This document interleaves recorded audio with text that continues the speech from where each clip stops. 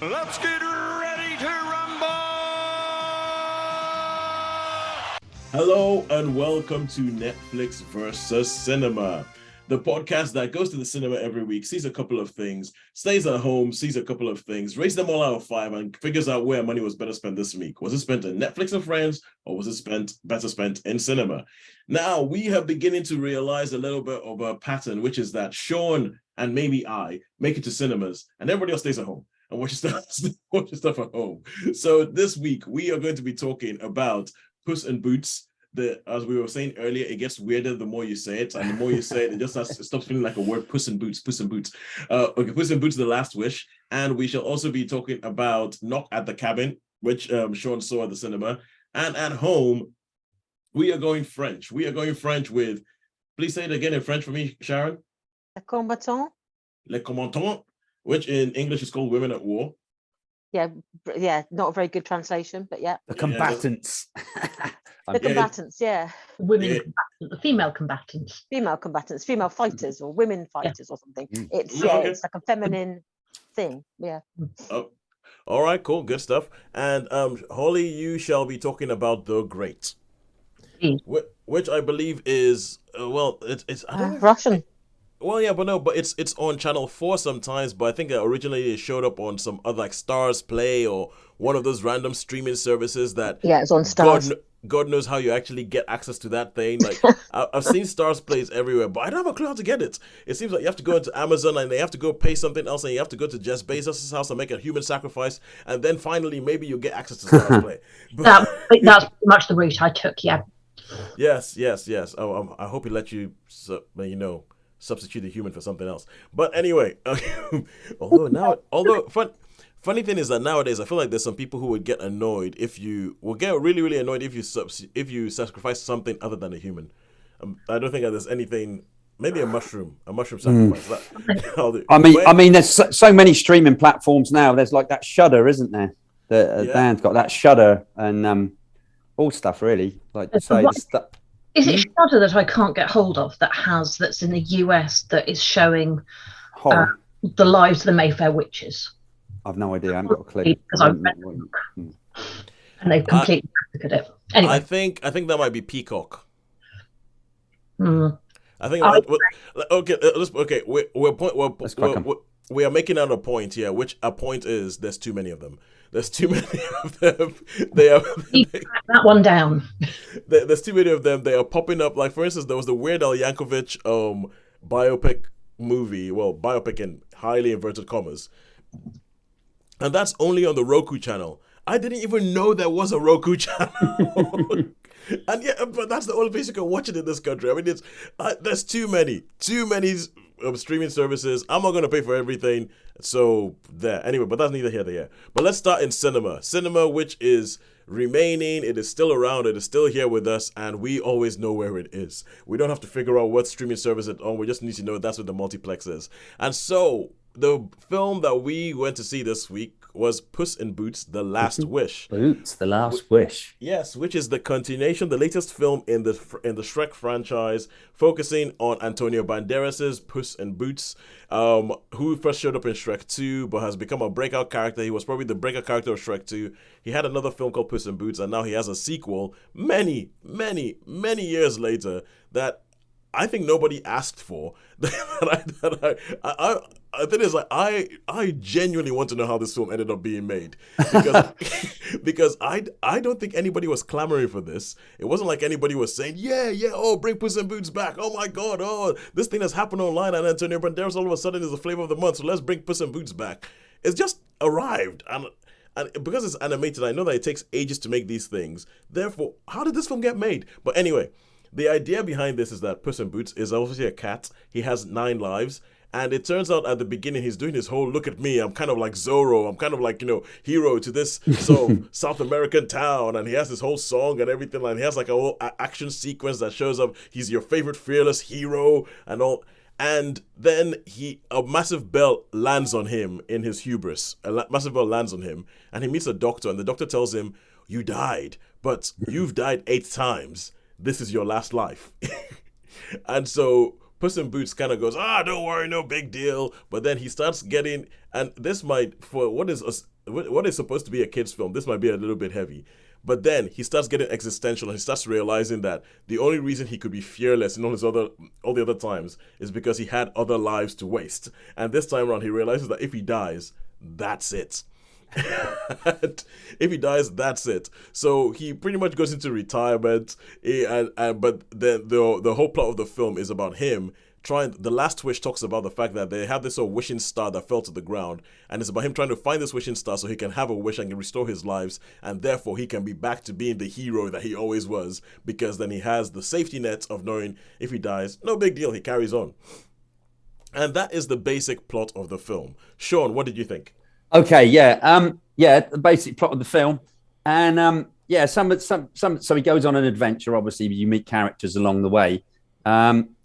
This was moments of enjoyment, and it was a bit. There were moments in the film where it was like, and I understand why Sharon doesn't like animation films sometimes, but I would have liked to have. I don't think they spent. The cat's home. The cat's home. Yes, I would have liked to have seen them spend a little bit more time there and perhaps develop that. Because where Puss in Boots retires to Puss in Boots retire an old cat's home, and you've got all the cats there all going like so. I mean, the three bears, Goldilocks and the three bears, for me were the standout characters. I mean, I loved them. I thought they were absolutely brilliant. I mean, they were voiced by some good actors as well, weren't they? Yeah. Florence Pugh as Goldilocks, the Goldilocks, Olivia Colman as Mama Bear. Ray Winstone as Papa Bear, and Samson Kayo as Baby Bear. But the character, which was probably my favourite, was a little Jiminy Cricket with the voice of James Stewart. That was wow. I can't do it. Can you do a James Stewart impression? Oh no, I can't do a good Jiminy. He's like, I'm just going to be here to be your conscience. It's like, oh my God, you're a horrible person. So I liked him. I thought he was pretty good, and I quite enjoyed Big Jack Horner. Oh yeah, little Jack Horner has grown up and become Big Jack Horner. Yeah, and the Baker's Dozen. I thought that was quite original with the Baker's Dozen. Yeah. This is the thing, because I think the original Shrek was they did a lot more about fairy tales. It was more about fairy tales. This one seems to be a lot more about nursery rhymes. Yes. Because I mean, so you have like little Jack Horner. He has this Baker's Dozen thing. And there's a whole bunch. There's a bit where when he rolls out with his Baker's Dozen, it's like a scene from Mad Max Fury Road. yeah. It's like a scene from Mad Max Fury Road. I think the animation style it's different from anything else that they've done in the Shrek thing, because it looks a little bit more like Into the Spider-Verse, where they use the sort of Japanese thing of what I call go faster lines, where and they have like different animation, like there's bits where they have different frame rates, and they mess around with it a bit. And I thought and the thing is with Shrek, what I liked about Shrek, the original, was that it was a bit of a satire. I don't think this is as much of a satire. It's more of a straight action adventure film, like Zorro. I keep coming back to Zorro because that is obviously who. Well, that's like that's like his with the sword, isn't it? Yeah, with the sword. The initial he makes. And he cuts a P, which I have some serious issues with, some serious physics issues with, because if you cut a P in a piece of cloth, wouldn't a piece of it just fall away? Because it's a piece it wouldn't hold together. No. I mean, a Z, no problem, but a P, there's a bit of it, like the curve at the top would fall away. But never mind. Hole. Never mind. You'd not be able to put a line through. Yeah, you won't be able to put a line through, but that's the thing. He does put a line through. But then again, we're talking about a film with a talking cat, so maybe maybe I'm overthinking this. Can I just ask you one thing? What did you think of the wolf character? Because I liked the wolf character. I like the characterization of the wolf character. I like the voice performance by Wagnamura. I liked the but I know what you're getting at, and I know what you're getting at, that it seems a little bit. Where did that come from? It seems a little bit, where did that come from? But I do like the fact that it's a film ostensibly about death. It's about death, and it's about realizing that, okay, almost kind of like, because all these films have like a moral, or they have like a sort of point, and it's kind of like almost like, oh, you have one life, what are you gonna do with it, and all that. I love the return of Salma Hayek as Kitty Softpaws, and Harry Guillian does well as a dog who doesn't have a name. They just call him Perro, which or they call him Perdito, which either means dog or little dog in Spanish. Little dog, yeah. He's like the old. So Anyway. yeah, but Shaun, I agree with you. I mean, this is a film that a lot of people have been raving about. They've raving, saying, "Oh my God, great stuff and everything." I did not think it was as good as the raves. No, I did not think it was as good as the raves I've heard. And I agree with you that there's moments of enjoyment in it, tempered by, well, it's a bit straightforward. Yeah. It's a bit what you expect. So for me, I think I would have to give this a 3. I would agree with you on that. I would agree with the 3. As I say, it had moments. It was quite fun. Some of the characters were quite interesting. As I say, the little cricket would amuse me. Yeah. Get him! It's a while. Oh, Mr. Horner, I don't think you should be doing that. So, like, I know, but I agree with you. I think there were some really, really good bits. There were some inventive bits, especially when they go into all the magic stuff, because Jack Horner wants to get all the magic in the world to himself, and you see how he's taking all these magic artifacts from different fairy tales and different nursery rhymes and all that. And I think it's quite good. And I still think that Antonio Banderas as Puss in Boots is just inspired casting. It is really, and when he sports that beard. When he has the beard, when he has the Puss in Boots, because he's going into retirement, and of course when you go into retirement, you grow a beard. So I'll give it a 3 out of 5. I'll give it a 3 too. Can I just ask one minor question? Bear in mind, I have no intention of watching it. Yes. Is this a 3D animation? Because I've noticed that in recent years they've done a whole let's make all the animation 3D as well. So is it as I didn't see it. I didn't see a 3D version. 3D? If it was, no, I think what you mean, what Sharon's asking is it hand drawn or is it computer animated? I see. Right, does it do 3D as well? Because when I was last dragged to an animated film, it had the added burden of being a 3D. Oh, okay. Oh, no, in that case. So it was like double the pain as far as I was concerned. I haven't seen this anywhere in 3D. So it's more like a traditional animated film. It's like Shrek, they're all computer animated, so they're not like flat. It's not like flat stuff. They're models and all that, but it's computer animated. But even if it was in 3D, I would not have been watching that. So because me and 3D don't matter. No. But it seemed to be a thing. Because I think wasn't the last Toy Story in 3D? There was a time when they released. They went all the the phase Toy when they were Stories. doing a lot of 3D animated things. Well, after the last Avatar, after the first Avatar, sorry, what happened was that everything became 3D. So even films that weren't shot in 3D, they retreated them to make them 3D after the effect, and because people could charge more and they could make more money, and they were largely rubbish. So it were very few times when it actually came out. So no, not in 3D, it's in 2D, but it's Puss in Boots: The Last Wish, a lot of fun. And now we shall move on, to Sharon. And Sharon, if you go into our YouTube channel, by the way, my cousin Tosin, who has been on this thing before, it turns out that he actually still listens to the show, and he sent me a video clip of him listening to our show. And I think it was the episode where we were talking about the Woman King. And he was like, oh, wow, I didn't know you had a YouTube channel. So he went and followed us on YouTube. So, Tosin, here's your shout outs. Take it, be happy. And everybody else, go find us on YouTube. But if you look on YouTube, our most watched video is a review that Sharon did about a French drama called The Bonfire of Destiny. Yeah. But Shaun, I keep making that mistake. And I almost call it The Bonfire of Vanities. Yeah, I know. That's it. Yeah. I didn't call it that. It's the Bonfire of Destiny, and so and this has the most views. And so Sharon is going back like James Cameron, going for a sequel to see whether she can get as many views and as much money as she did the first time round. Going back to the French well to see whether we can get as many views on this video as we did with the Bonfire of Destiny. So Sharon, tell us what it is and tell us how we're going to go to get more views. Okay. Yeah, who knows? This is a drama, a French drama, made by the same people that made Bonfire of Destiny, and it is called Women at War. The French title is Les Combattantes, which I believe is, we've said broadly translates as like women fighters, women warriors.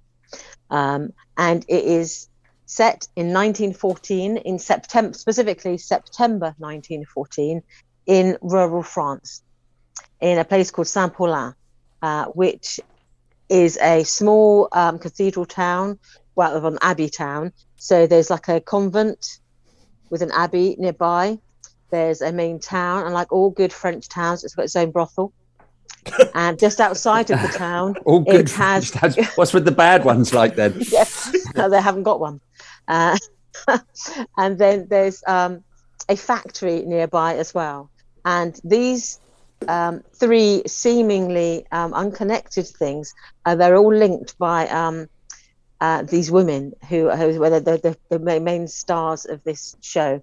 And there's actually features 4 women. And the 4th woman, I'll introduce who these women are there. The first one is an auburn head lady. She was the heroine of Bonfire of Destiny. Daddy is pink. And she is... So apologies for anybody who might only be listening to this. My daughter just walked into the room and has totally distracted everybody on the call, as is her want. What's pink? What's... She's she's sticking out her tongue, seeing herself on the Zoom call, and she's saying it's pink. So I think she's spotting her own tongue. You guys, you should all be thankful that we do not have smell-o-vision, because she has just dropped a smelly one. Oh. Yeah, my eyes are watering right now. Okay, Sharon, if you can, please do carry on. Okay, so we have there are 4 main characters in this. The women are 4 main characters. The first one is a lady who is a prostitute, and she has relocated from Paris to Saint-Paulin. But there's 2 reasons. One, business is slow in Paris because of the war. A lot of men have been, recruited, and they're with their regiments, and so she has followed the army, as it were, and she's taken up work in this brothel in this town. And also in this town is this abbey where there is a mother superior and a sort of group of nuns who have converted the abbey into a field hospital.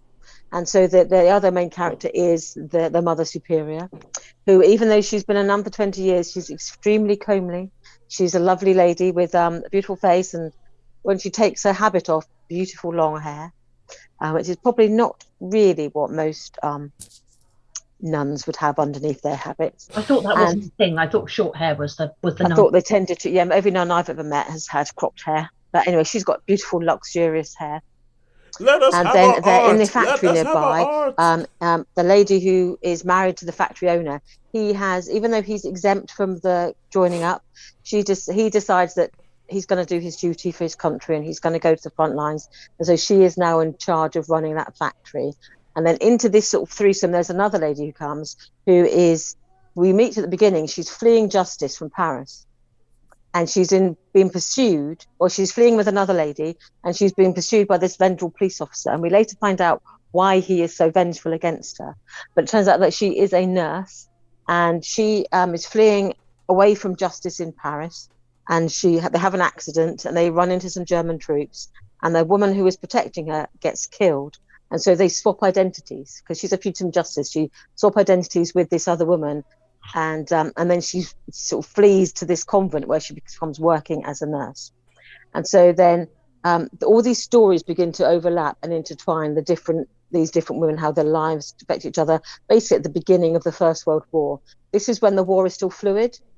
And so they have there's an army camp nearby. They're not entrenched, so the front line is moving back and forwards. Germany is advancing, and then they sort of push back. So there's a battle basically raging just outside of their town, and that is like the backdrop to all of these stories. And the story then progresses into the war. It only takes place over about a month to 6 weeks. The whole story. It's like an 8-part drama. And these women, you see each one of them, they're called like the fighters, because each one of them has their own battle that they're trying to fight. The prostitute is trying to find the son that she gave up when she became pregnant when she was a teenager. She was kicked out of her home, so she had no recourse but to start working, as it were, to support herself and her child.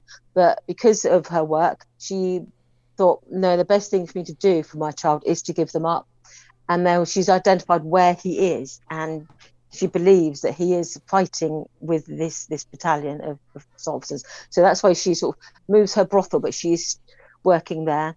And then the factory owner, her husband has gone to the war, but his brother thinks, I'm going to turn up and I'm going to run the factory.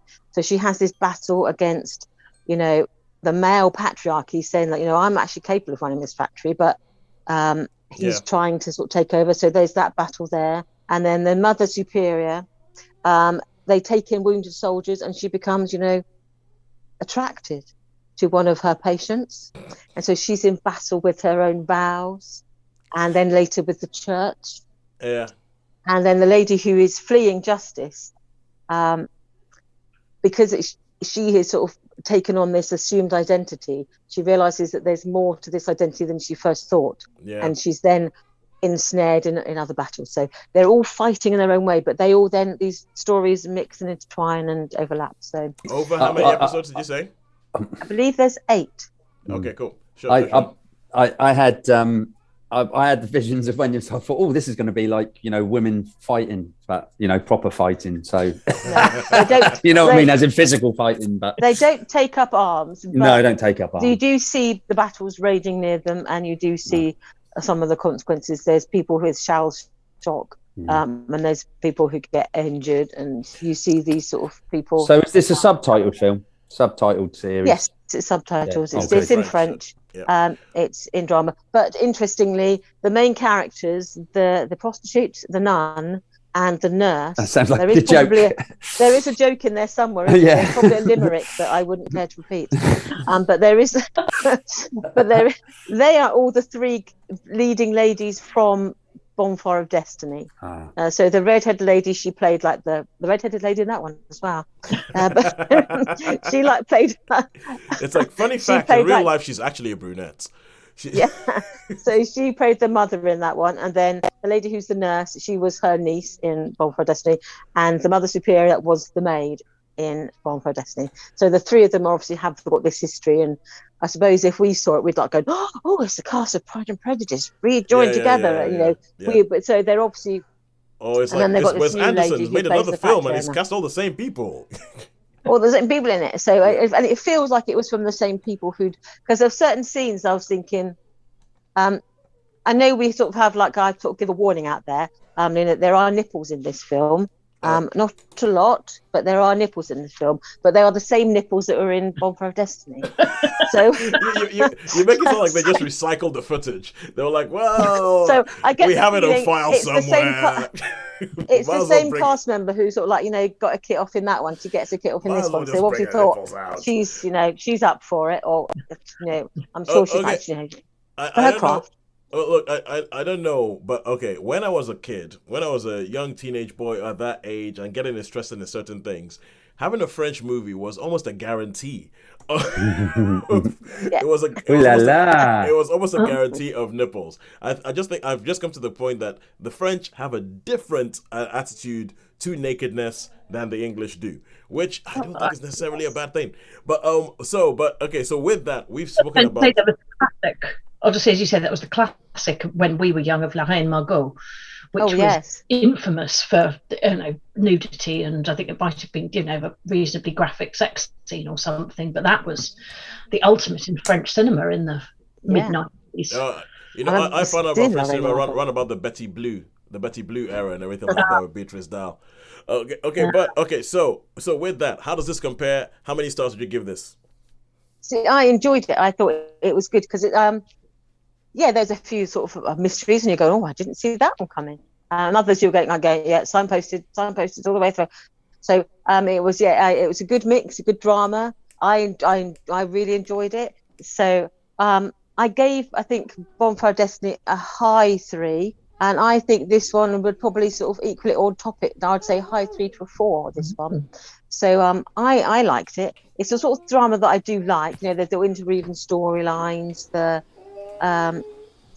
sort of it sort of was a complete drama. I can't see it being like Women at War Part 2. This is, I think, a complete drama. So I think, to me, I quite like the fact that they just tell the story and then they leave the rest of it to your own, Well, I guess that's a very sort of European thing. I mean, even like, even British, like, just story, end it, goodbye.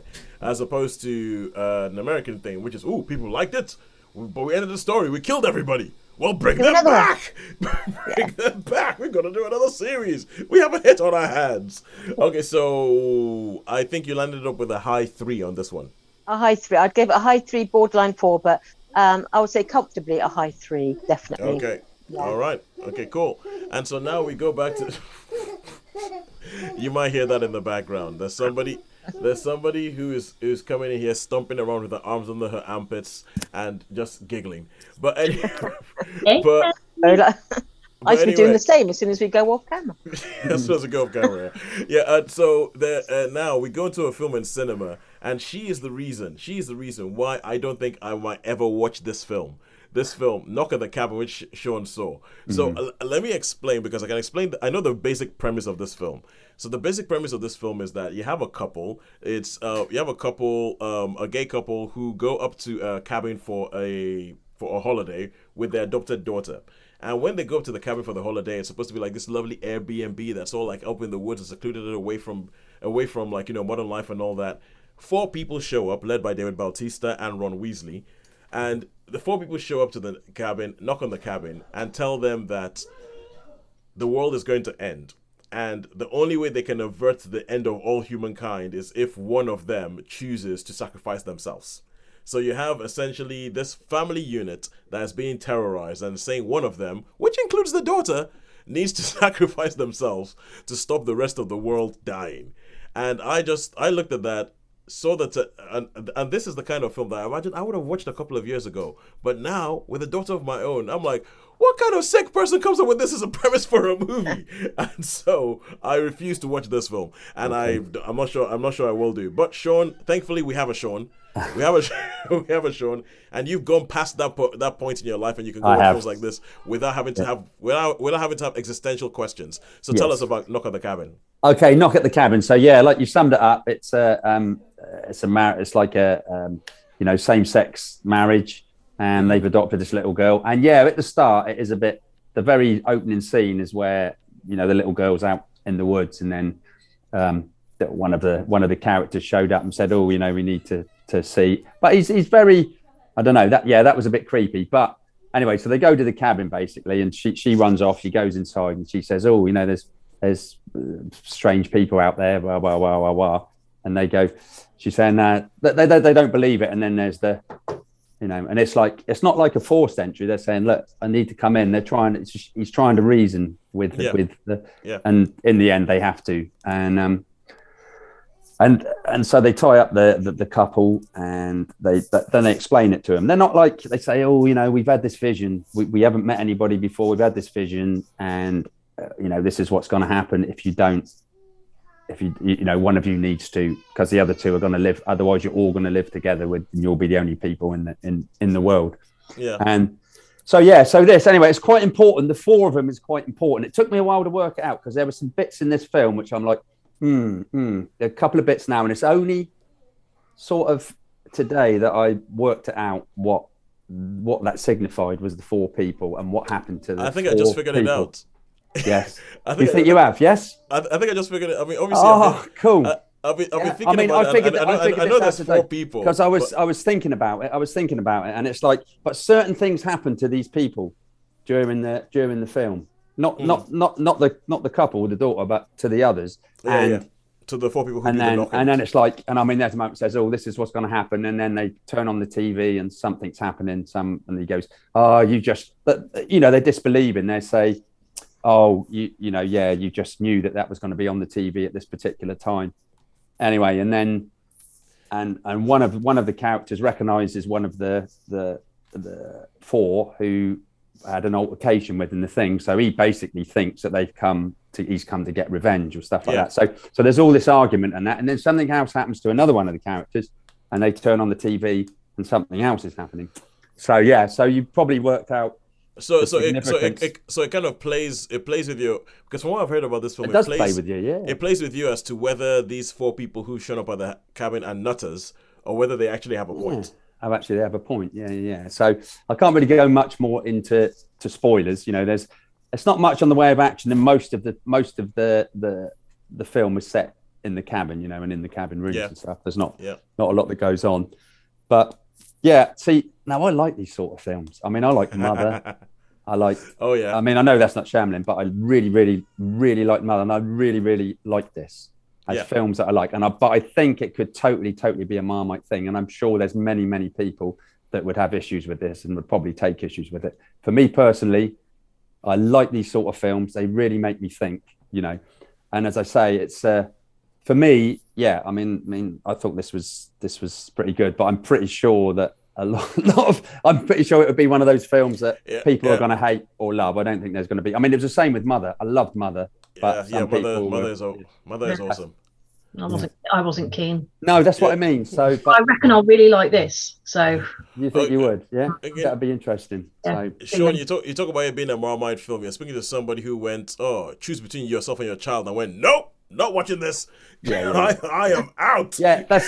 I mean, she was a really good little actor. She was a really good little actor. I mean, there's no horrible overtones or anything like that, apart from the fact that, you know, they've got to choose that one of them's got to sort of sacrifice so that the rest of the world can be okay. And then but you would sacrifice for your daughter, would you, Toes? If you got a child, you're gonna do anything, can't you, to save the child? You see now the problem I have with this premise is that it's not like, you know, there's a truck coming to hit somebody and you got to know. If someone's coming up and saying we believe this thing, we don't care if you believe it, but this is what's going to have to happen. and it's in some ways it's a preposterous thing, you know. I just there's just something about the premise of it that I really don't like. It's like a doomsday cult shows up and says, But I mean, surely isn't that any faith thing? Isn't it? It comes down to the faith thing. You know what I mean? Some people have got a lot of faith in things, and other people think it's also exactly like you think. There's also the train track one where, you know, you can kill one person, or you can kill 10 people, but you have to decide which it is, and you have dilemma. That dilemma is what's the. Yeah. It's a difficult. But the thing is, going from the fate thing, what I don't like about this one is that, okay, it's different if these 4 people showing up and these 4 people said, we believe this thing, and one of us has to sacrifice themselves if not the whole world is going to die. Cool. Okay, that I can handle. But okay, we believe this thing. We have to go find a bunch of people who don't believe this thing, and one of them has to die. It's like I understand. I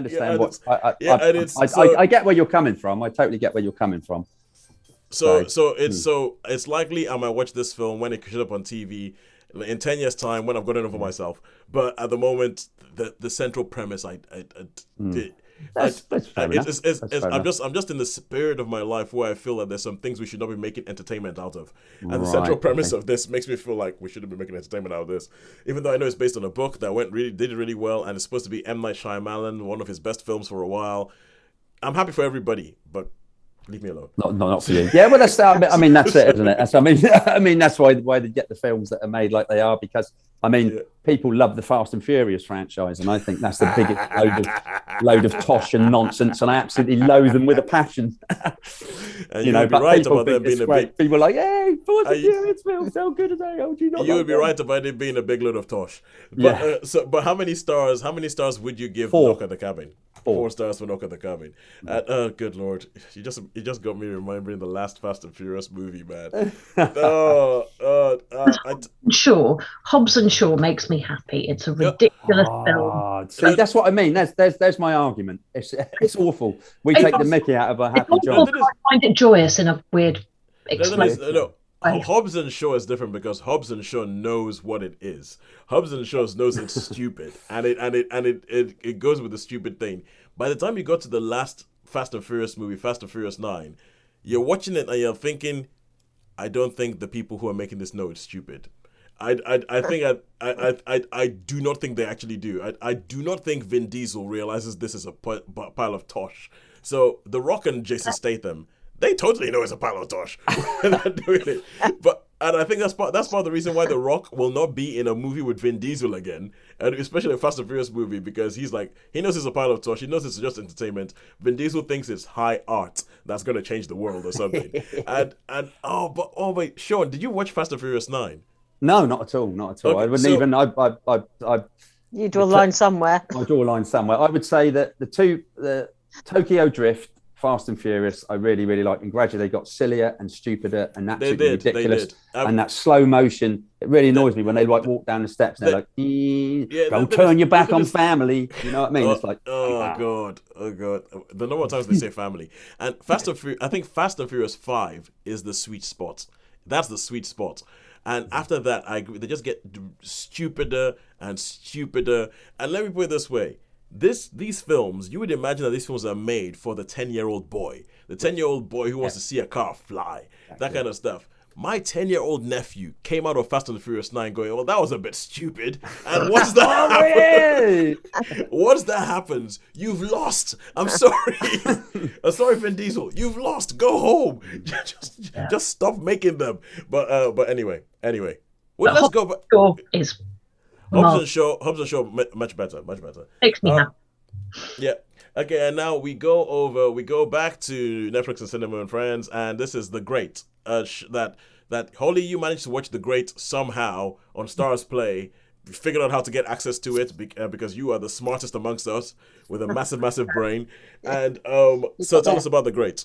So I've watched series 1 and recently series 2 of The Great, and it is a fictionalization loosely based upon reality story of Catherine the Great of Russia, who was born a princess in Germany, went to Russia and married the Emperor Peter, and in real life rapidly decided that she really didn't have very much time for him. She married him before he was emperor, and it had a child at that point.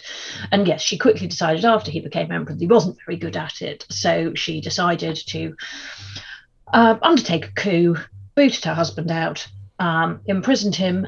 This is real life, and he tragically died a couple of months later of a pure accident. Oh.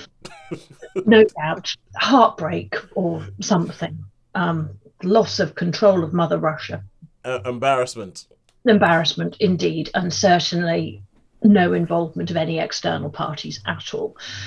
And she then proceeded to rule Russia for a very long time and was probably one of the most successful rulers of Russia ever. She was quite amazing, transformed many things, also was not that great in other ways, and had something of a scurrilous reputation that people used to spread about her, most likely to undercut her, including the fact that she might have had romantic relations with her horse, of which there is no, in fact, evidence to support. But that was a nice, charming little rumour spread about her to discredit her.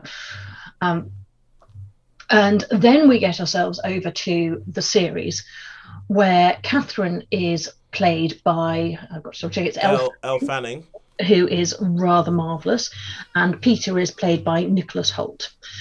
And Catherine arrives at the very beginning as a, charming, enthusiastic young woman who's desperate to do her bit and wants to fall in love with Mother Russia. And she arrives to discover her husband is not quite the charming man she hoped he would be, and is in fact a little uncouth, swears an awful lot, sleeps with everything that moves, and shouts huzzah a lot and throws wine in the air, and also randomly kills things for fun.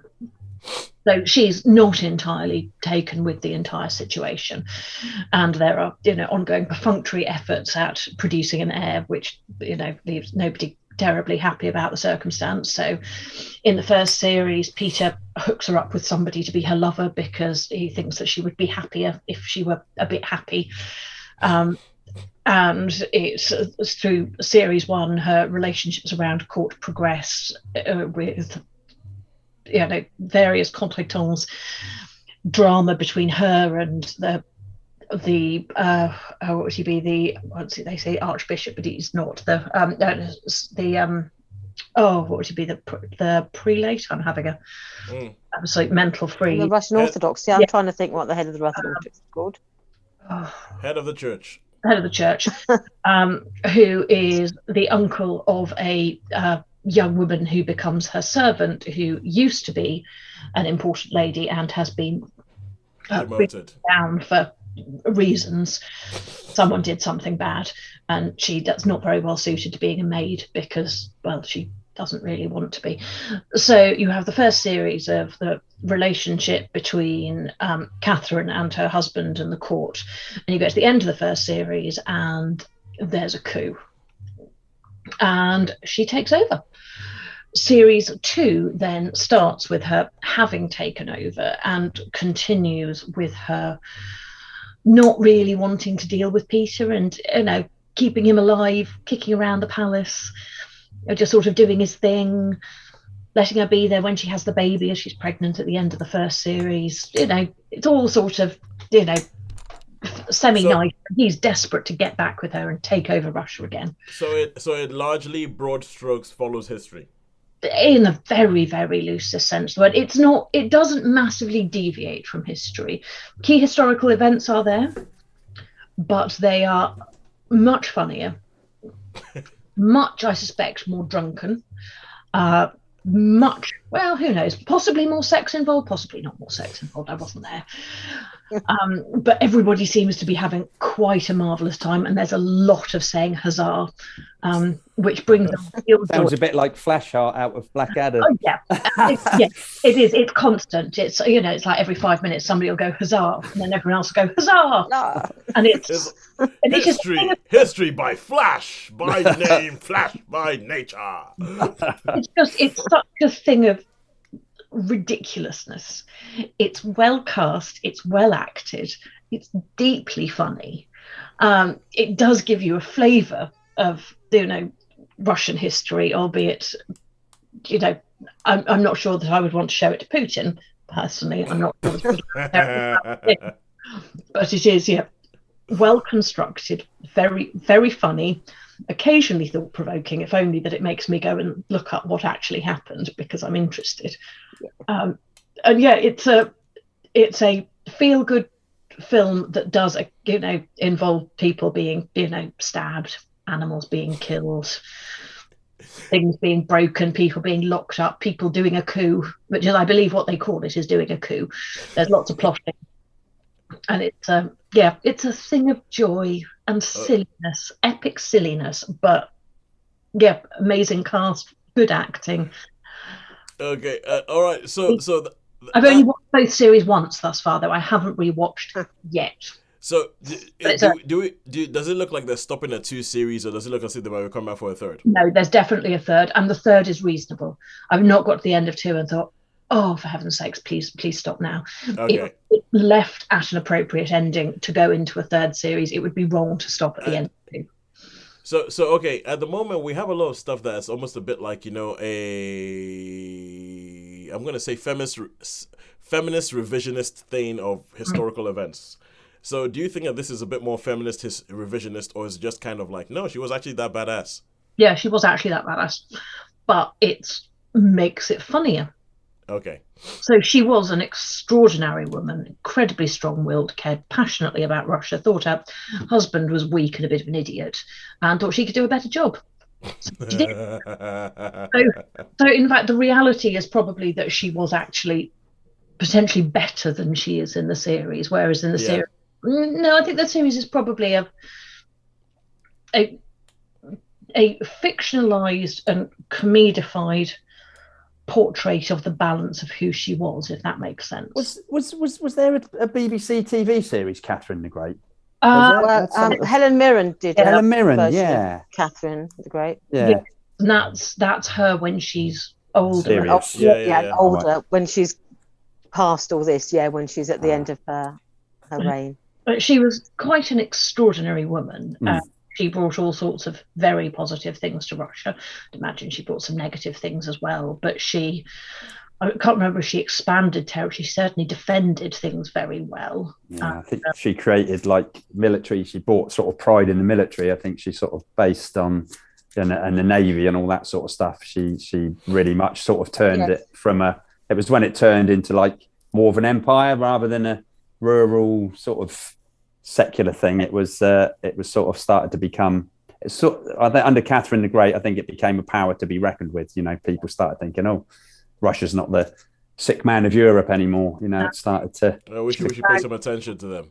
Yes. It's so very enjoyable watch. Absolutely worth it. Doesn't require too much tension. It spoon feeds you enough, makes you laugh enough, makes you go, what? Quite a lot, but in a good way. Huzzah! Huzzah! So how many huzzahs do we give this? I'm going to give it 4 solid huzzahs. 4 huzzahs! 4 huzzah! 4 huzzahs! 4 stars. Our new rating system. Yeah, we're gonna huzzahs now instead of stars. Yeah, huzzah, huzzah, huzzah, huzzah. We're gonna rate things by huzzah. Yeah. So at least a week in that. Okay, cool. So with that, all that's left to do is to figure out who has won this week.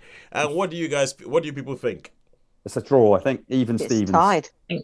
I think even Stevens. It is a dead heat. It is a dead heat between cinema and Netflix and Friends, with each of them giving us 1 3-star this week and 1 4-star this week. So we are the winners. We are the winners this week. Yes. Give yourself a big, massive hug. We win. And Hoos. It's funny we should say for Hoos because it brings us back to the start of like Puss. Puss. And now I know perhaps that's why, like with the history teacher, we used to go Hoos. Perhaps it was thinking of hussars or something. Huzzah! Cavalry. Anyway, there you go. Huzzah! All right, thank you so much. Thank you so much for listening this far. Thank you for joining us. If you have listened this far and if you like what you hear, please do go to Apple Podcasts, Google Podcasts, wherever you heard this thing, Spotify. Give us a positive review. Get in touch with us and on Twitter at Netflix via Cinema. Let us know what you thought. And find us on YouTube. Watch individual reviews of the different things we've done. And as the internet will do, tell us how wrong we are. Thank you very much. Until next week, where we shall find more things for you to tell us how wrong we are about. It's a goodbye from me. It's a goodbye from me. And me. And me. Thank you very much for joining us. Thank you.